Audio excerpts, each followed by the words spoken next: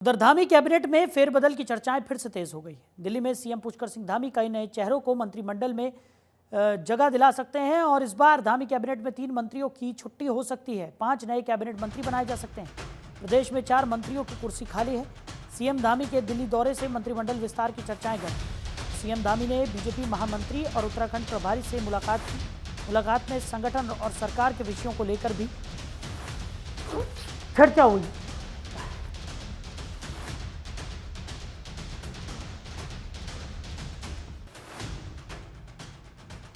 तो सीएम पुष्कर सिंह धामी दिल्ली दौरे पर हैं और ऐसे में कैबिनेट विस्तार की चर्चाएं एक बार फिर गर्म हो गई। तो धामी कैबिनेट में फेरबदल की चर्चाएं तेज हो गई हैं। सीएम धामी के दिल्ली दौरे से मंत्रिमंडल विस्तार की चर्चाएं गर्म हैं। तो धामी कैबिनेट में फेरबदल की चर्चाएं तेज हो गई हैं। नए चेहरों को कैबिनेट में जगह दी जा सकती है। खबर पर ज्यादा जानकारी के साथ हमारे सहयोगी हरीश खनेड़ा हमारे साथ जुड़ गए। हरीश, क्या कुछ निकलकर सामने आ रहा है? सीएम पुष्कर सिंह धामी की बात करें तो दिल्ली दौरे पर हैं और ऐसे में कैबिनेट विस्तार की जो चर्चाएं हैं एक बार फिर गर्म होती हुई नजर आ रही हैं। क्या कुछ जानकारी?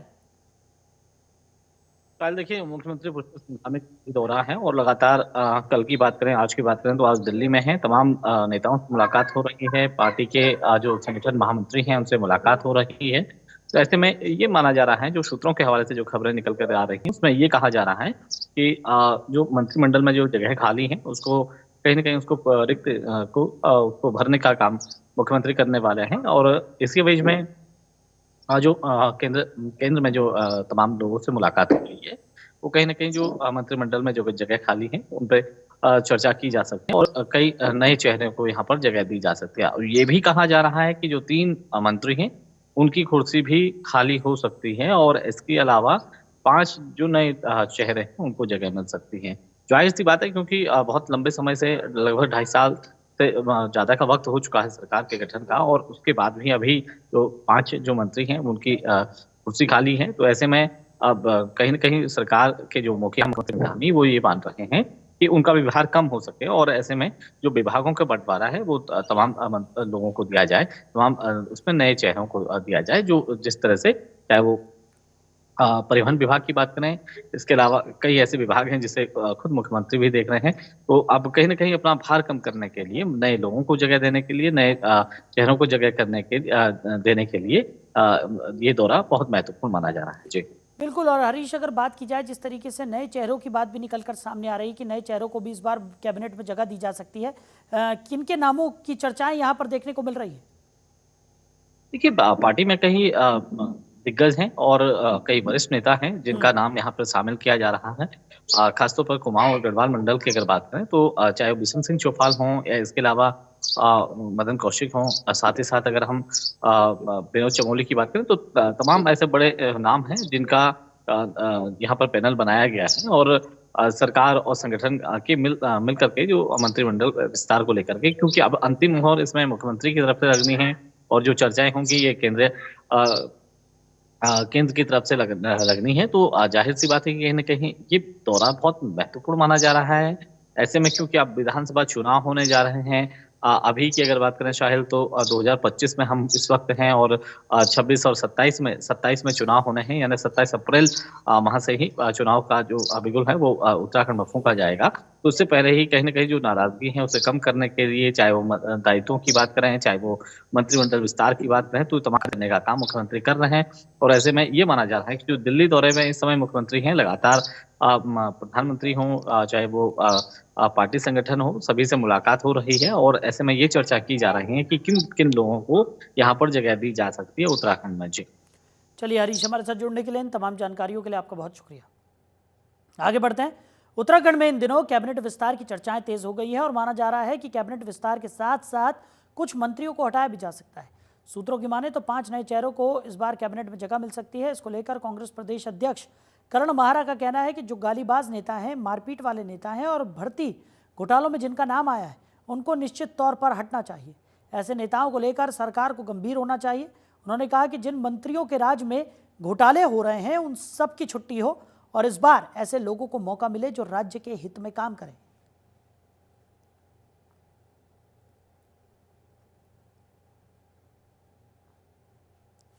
निश्चित ही जो गालीबाज नेता हैं, मारपीट वाले नेता हैं या भर्ती घोटालों में जिनका नाम आए हैं, उनको हटना चाहिए। भ्रष्टाचारी नेता भी हैं। टेक होम राशन वाले की जो स्थिति हुई है, जो मैंने आपको बताया, कुपोषित बच्चों की संख्या 2.5% बढ़ गई है और 430 करोड़ रुपया, बड़ी रकम होती है इस छोटे से राज्य के लिए, वो खर्च की गई। उसके बाद भी कुपोषित बच्चों की संख्या बढ़ रही है। टेक होम राशन की क्या स्थिति रही आपको पता है। नमक की खरीद में 6 महीने लग गए, जो एक आयोडीन युक्त नमक है। तो ये सारे ऐसे प्रकरण हैं जिस पर गंभीर सरकार को होना चाहिए। मैं किसी का व्यक्तिगत विरोधी नहीं हूँ, लेकिन अगर कहीं घोटाले घिपले जिन मंत्रियों के में हो रहे हैं, उन सब की छुट्टी होनी चाहिए। ऐसे लोगों को मौका मिलना चाहिए जो राज्य के हित में कार्य करें और जनता को जिससे राहत मिले। तो उत्तराखंड कैबिनेट विस्तार को लेकर कांग्रेस के प्रदेश अध्यक्ष करण माहरा के बयान पर पलटवार करते हुए बीजेपी विधायक विनोद चमोली ने कहा कि ऐसी चर्चाएं हर 3-4 महीने में चलती हैं, लेकिन पार्टी में किसको लाना है, किसको रखना है, किसको नहीं रखना है, ये बीजेपी नेतृत्व का काम है। विनोद चमोली ने कहा कि भारतीय जनता पार्टी का अंदरूनी मामला है, ये कांग्रेस के दिशा निर्देश पर या उनके चाहने न चाहने पर नहीं होगा। देखिए जी, दो सीधे सीधे विषय हैं। पहली बात तो चर्चाएं हर 3-4 महीने में चलती हैं, ये भी चर्चा चल रही है। तो समाधान पे पहुंचेगी नहीं पहुंचेगी, इसके बारे में मैं कोई कमेंट कर नहीं सकता। पार्टी नेतृत्व तो इसको देख रहा होगा। दूसरी बात, पार्टी में किसको लाना है, किसको रखना है, किसको नहीं रखना है, ये भारतीय जनता पार्टी नेतृत्व का काम है और भारतीय जनता पार्टी का अंदरूनी मामला है। ये कांग्रेस के दिशा निर्देश पर या उनके चाहने न चाहने पर इस पर निर्णय नहीं हो सकता है। और तीसरा विषय इसमें ये भी जुड़ता है कि आज के परिदृश्य के हिसाब से सभी चीज़ें पब्लिक डोमेन में भी हैं और पार्टी के संज्ञान में भी हैं। तो निश्चित तौर पर पार्टी की बेहतरी के लिए, उत्तराखंड की बेहतरी के लिए पार्टी निर्णय लेगी, ये विश्वास सबको रहना चाहिए। तो बीते दिन प्रधानमंत्री मोदी उत्तराखंड के दौरे पर रहे। उन्होंने उत्तराखंड में पर्यटन को बढ़ावा देने के लिए घाम तपो पर्यटन पर जोर दिया। साथ ही कई सौगातें उत्तराखंड को देकर गए। एक और जहां पीएम के दौरे को लेकर कांग्रेस सरकार पर हमलावर है, तो वहीं दूसरी ओर बीजेपी नेता इसे उत्तराखंड का सौभाग्य बता रहे हैं। विधायक विनोद चमोली ने कहा कि पीएम का उत्तराखंड से लगाव है, उत्तराखंड को उनसे खास स्नेह मिला है। विनोद चमोली ने कहा कि पीएम मोदी ने केदार घाटी से कहा था कि तीसरा दशक उत्तराखंड का दशक होगा। चलिए आगे बढ़ते हैं। उत्तराखंड में सत्तारूढ़ बीजेपी सरकार में मंत्री प्रेमचंद अग्रवाल ने बीते 21 फरवरी को विधानसभा सत्र के दौरान पहाड़ी लोगों पर टिप्पणी करके बवाल खड़ा कर दिया है। उनके बयान के बाद पूरे राज्य में विरोध प्रदर्शन शुरू हो गए हैं। इसी को लेकर कोटद्वार दौरे पर रहे गढ़वाल सांसद अनिल बलूनी ने कहा कि यह विषय बहुत दुर्भाग्यपूर्ण और पीड़ादायक रहा है। उन्होंने कहा कि वो पार्टी के मुख्य प्रवक्ता हैं, उनके बोलने की कुछ मर्यादाएं हैं। देखिए, ये बहुत ही पीड़ादायक और दुर्भाग्यपूर्ण रहा है विषय। आप सब लोगों को पता है, पार्टी का मुख्य प्रवक्ता हूँ। मेरी मर्यादाएं हर सब चीज़ को लेकर, लेकिन मेरे लिए एक फोरम है, उचित फोरम बोलने के लिए, और मैंने उचित फोरम में अपने कर्तव्यों का और अपने दायित्वों का प्रबलता के साथ और सशक्तता के साथ निर्वहन किया है। बाकी आप सब लोग समझते हैं। उधर तमिलनाडु के मुख्यमंत्री एम.के. स्टालिन की तरफ से संस्कृत भाषा का विरोध और फंडिंग को लेकर दिए गए बयान पर घमासान मचा हुआ है। स्टालिन के बयान को लेकर हरिद्वार स्थित उत्तराखंड संस्कृत विश्वविद्यालय के कुलपति का बयान सामने आया। उन्होंने स्टालिन के बयान का विरोध किया। साथ ही रघुनाथ कीर्ति परिसर के निदेशक पी.वी. सुब्रमण्यम सहित अन्य प्रोफेसरों ने इसका विरोध किया है। उन्होंने कहा कि ये उनका राजनीतिक बयान हो सकता है। स्टालिन के बयान पर कुलपति दिनेश चंद्र शास्त्री ने कहा कि अगर उनको संस्कृत से इतनी ही परेशानी है तो सबसे पहले माता पिता, पत्नी और भाइयों के नाम पर गौर करें। उनके नाम संस्कृत के शब्दों से ही मिलते हैं, इसलिए सबसे पहले वो अपने नाम को ठीक करें। देखिए, हमारी संस्कृत भाषा देववाणी के रूप में मानी जाती है और प्राचीनतम भाषा मानी गई है। जो इसमें हमारे आचार व्यवहार और प्रतिदिन की दिनचर्या के लिए जितनी पॉजिटिविटी के साथ इसमें बताया गया, वो हमको लगता है दूसरी किसी भाषा में नहीं है। बाद की भाषाओं में उसी से अनुसरण करके लिया गया है। हम कहते हैं ना कि वृत्तम यत्नेन संरक्षित वित्तम आयाति याति च, अक्षीणो वित्ततः क्षीणो वृत्ततस्तु हतो हतः। ऐसी शिक्षा हमारी संस्कृत भाषा ही देती है कि वित्त के पीछे आज दुनिया जो है पागल है।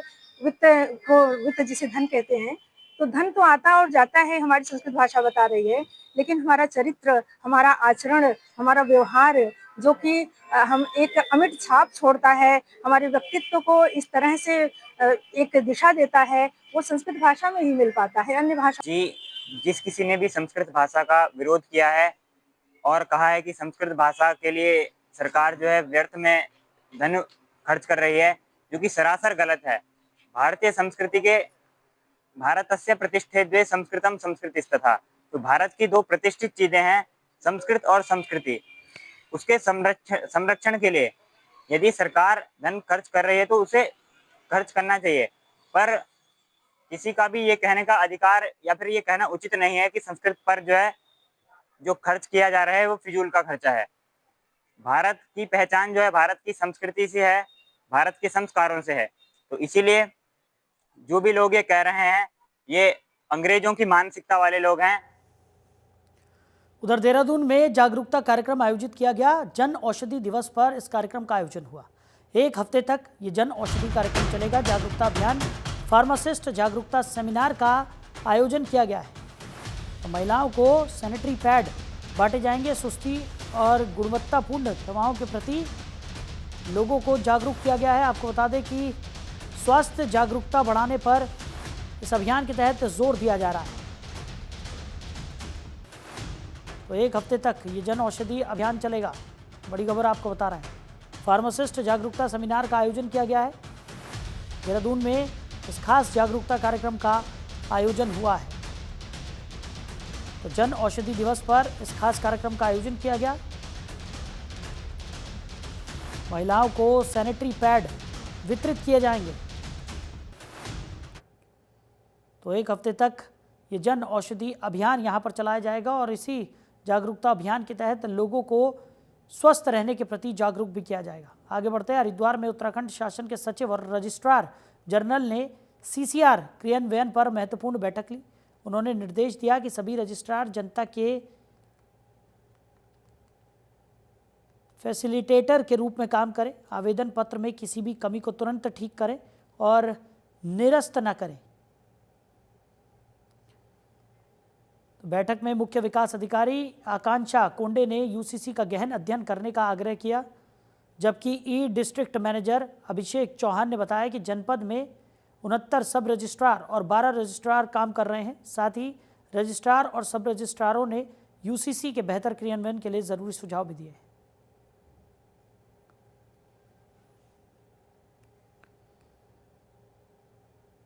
उधर देहरादून में बड़ा प्रशासनिक फेरबदल हुआ है। एक हफ्ते की छुट्टी पर मुख्य सचिव राधा रतूड़ी रहेंगी। अपर मुख्य सचिव आनंद वर्धन को कार्यभार मिला है। तो 31 मार्च को राधा रतूड़ी का कार्यकाल भी खत्म हो रहा है। बड़ी खबर आपको बता रहे हैं। तो देहरादून में प्रशासनिक बदलाव किया गया है। एक हफ्ते की छुट्टी पर मुख्य सचिव राधा रतूड़ी रहने वाली हैं। वहीं अपर मुख्य सचिव आनंद वर्धन को कार्यभार सौंपा गया है। तो 31 मार्च को राधा रतूड़ी का कार्यकाल खत्म हो रहा है। उधर भारतीय किसान यूनियन WF के राष्ट्रीय अध्यक्ष लाल सिंह गुज्जर ने एक बड़ा बयान देते हुए कहा कि पहाड़ के लोग उत्तराखंड में शरणार्थी हैं, वो यहाँ के मूल निवासी नहीं हैं, क्योंकि पहाड़ों पर रहने वाले लोग मूलतः राजस्थान, गुजरात, बिहार, महाराष्ट्र से पलायन कर आए हुए हैं। आगे उन्होंने कहा कि हम लोगों को कुछ लोग मैदानी बता रहे हैं। जो लोग पहाड़ और मैदान की राजनीति कर रहे हैं, ये अच्छी बात नहीं है। एक व्यक्ति से गलती से अगर एक शब्द निकल गया और उसने माफ़ी भी मांग ली तो उस बात को तूल देना सही नहीं है। दोनों बराबर के भागीदार हैं, इसमें किसी एक का नहीं कह सकते, दोनों बराबर के भागीदार हैं। हमारा जो पहाड़ी है मैदान का, ये शांत भट्टा है, व्यापार कर रहा है, बिजनेस कर रहा है, मजदूरी कर रहा है, उसे कोई मतलब नहीं है कौन क्या कह रहा है, आराम से रोटी खा रहे सब, किसी को कोई दिक्कत नहीं थी। लेकिन इन्होंने ये व्यवस्था ऐसी पैदा कर दी कि जिसमें आने वाले समय में बहुत बड़ी दरार पैदा हो जाएगी। हमारी सरकार से भी, विपक्ष से भी सबसे अपील ये है कि उत्तराखंड है शांति। पहाड़ मैदान की जो राजनीति चल रही है वो चंद लोग उठा रहे हैं। जो हमारे पहाड़ के हमारे भाई हैं, शायद वो कहीं भ्रमित हैं, उन्हें ये जानकारी नहीं है कि वो यहाँ के मूल नहीं हैं। ये यूपी था, यूपी का एक पार्ट उत्तराखंड बना है, यूपी का हिस्सा तो था। जितना भी पहाड़ पे व्यक्ति है वो सारा राजस्थान, गुजरात, बिहार, महाराष्ट्र से आया व्यक्ति है, वो शरणार्थी है यहाँ, और हम लोगों को ये बता रहे कि हम मैदानी हैं। अरे मैदानी थे, मैदानी है, मैदानी रहेंगे, लेकिन यूपी का हिस्सा उत्तराखंड था, मैदान का हिस्सा था ये। जो लोग ये हल की राजनीति कर रहे हैं, पहाड़ मैदान को बांट रहे हैं, ये अच्छी चीज़ नहीं है। तो मुख्यमंत्री पुष्कर सिंह धामी के निर्देश पर गोविंद घाट में अलकनंदा नदी पर पुलना गांव और हेमकुंड साहिब जाने वाले मार्ग के लिए अस्थायी पुल का काम पूरा कर लिया गया है। हाल ही में भूस्खलन के कारण अलकनंदा नदी पर बना पुल क्षतिग्रस्त हो गया था, जिससे पुलना गांव और हेमकुंड साहिब जाने वाला मार्ग अवरुद्ध हो गया था।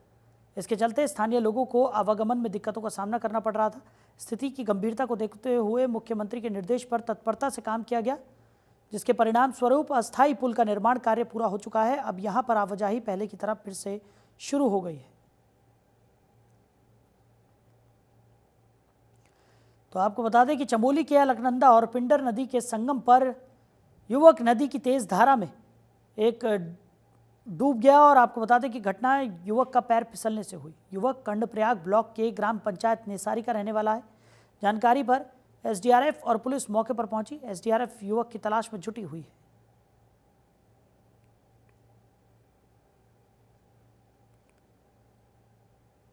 उधर देहरादून में अवैध देवदार लकड़ी के 7 आरोपी गिरफ्तार किया गया। वन विभाग ने 25 किलोमीटर पीछा कर इस आरोपी को पकड़ा है। पिकअप में प्रतिबंधित देवदार की लकड़ी लदी हुई थी और लकड़ी की डिलीवरी देने यह आरोपी जा रहा था। वन विभाग ने लकड़ियों को जब्त कर लिया है और जांच पड़ताल भी जारी है। विकासनगर इलाके का यह पूरा मामला बताया जा रहा है। तो 25 किलोमीटर तक वन विभाग के अधिकारियों ने इस आरोपी का पीछा किया और उसके बाद इसे पकड़ा।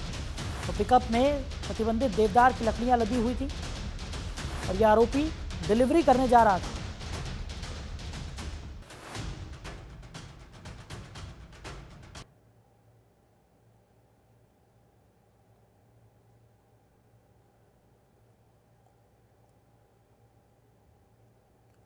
उधर रुड़की की कोतवाली सिविल लाइन में आगामी होली और रमजान पर्व को सौहार्दपूर्ण संपन्न कराने को लेकर बैठक आयोजित हुई।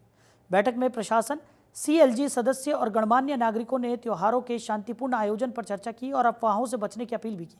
प्रशासन ने लोगों से भाईचारा बनाए रखने और कानून व्यवस्था में सहयोग करने का आग्रह किया। संदिग्ध गतिविधियों की जानकारी तुरंत पुलिस को देने की अपील की गई ताकि त्योहार सुरक्षित माहौल में मनाए जा सके।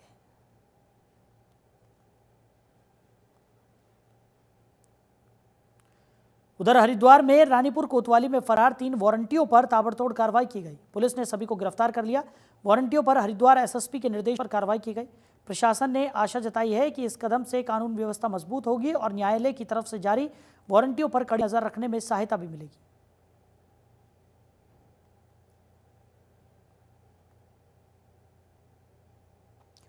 उधर हरिद्वार पुलिस के नशे के खिलाफ चल रहे अभियान के तहत कोतवाली ज्वालापुर पुलिस ने नशा सामग्री तस्करी पर सख्त कार्रवाई करते हुए नशा तस्कर विशाल को 5.5 ग्राम स्मैक सहित गिरफ्तार किया। इस कार्रवाई से पुलिस की कड़ी और प्रभावी रोकथाम की प्रतिबद्धता स्पष्ट हो गई है। गिरफ्तारी के आधार पर आरोपी विशाल के खिलाफ एनडीपीएस एक्ट में मुकदमा दर्ज किया गया है। प्रशासन ने साफ किया है कि हरिद्वार में नशे के खिलाफ यह अभियान आगे भी जारी रहेगा ताकि नशा तस्करी को जड़ से उखाड़ा जा सके और समाज में सुरक्षित माहौल सुनिश्चित किया जा सके।